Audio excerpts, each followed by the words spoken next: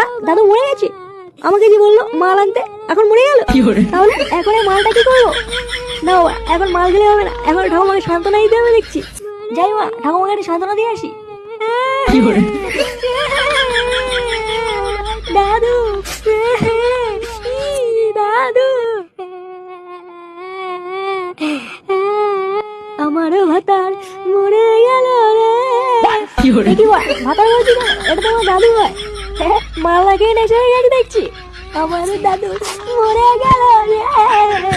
ও দাদু গো, আমায় ছেড়ে যেও না গো দাদু। আরে বাহ, একটা সাদা ভাঙা গান হয়ে গেল মনে হচ্ছে। এটা কি তা বলছো রে? তাই